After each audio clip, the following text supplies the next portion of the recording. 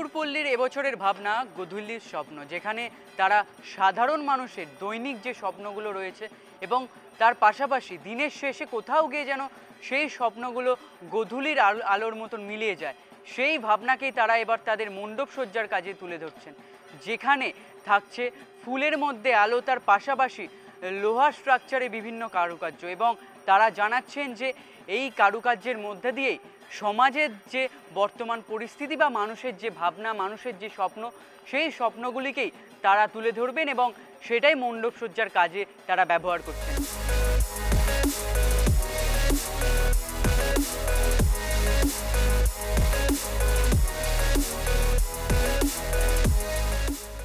আমাদের এবছরের যেটা ভাবনা আছে সেটা আমাদের আর্টিস্টের নামকরণ হচ্ছে গোধূলির স্বপ্ন।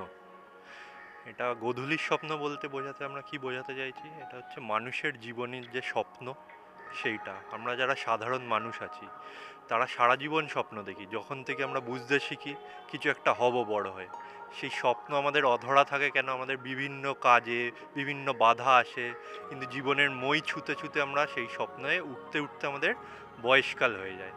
সে গোধূলি, মানুষের গোধূলি বেলায় চলে যায় যতদিন আমরা সাধারণ মানুষ স্বপ্ন ছুঁই। সেটাই দেবী দুর্গার আশীর্বাদের হাত পড়ে আমাদের ওই স্বপ্ন গোধূলি বেলায়, সেটাই গোধূলির স্বপ্ন।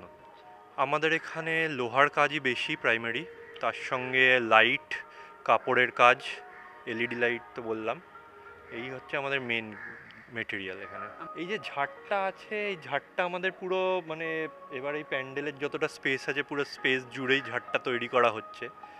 ঝাড়টা ওপরে যেটা উঠবে এটা পুরোই লোহার কাজ, আর এই যে ফুল দেখছেন এই ফুলের মধ্যে এলইডি লাইট আছে, লাইটগুলো যখন জ্বলবে সেটা তো একটা দেখার বিষয়, সেটা তো অন্ধকার ছাড়া আমি আপনাকে এখন দেখাতে পারবো না। দর্শকদের আশা করছি এবার খুবই ভালো লাগবে আমাদের পুজো মণ্ডপটা। আমরা চাইবো যে দর্শকরা আসুন, এবার এসে দেখুন আমরা যেটা করেছি। সেফটি সিকিউরিটি বলতে আমাদের যেটা নর্মাল পুলিশের সিকিউরিটি তো থাকছেই এক লেয়ার, ফার্স্ট লেয়ার, তারপর যেটা আমাদের ভলেন্টিয়ার আছে, ফায়ার সেফটি আছে, ইলেকট্রিক্যাল সেফটি আছে, নর্মাল যেটা ফিজিক্যাল যারা মানে আছে ফিজিক্যালি চ্যালেঞ্জড আছে তাদের জন্য সুযোগ সুবিধা থাকে, ফার্স্ট এড কিট থাকে, সবই আছে আমাদের।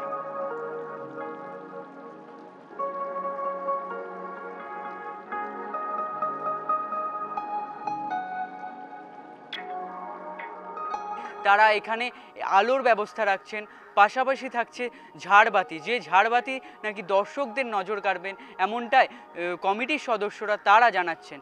তবে দর্শকদের কতটা এই পূজা মণ্ডপ পছন্দ হয় সেটাই এখন দেখার। ক্যামেরায় অশোকের সাথে অর্ঘ্যজিতের রিপোর্ট, এস নিউজ।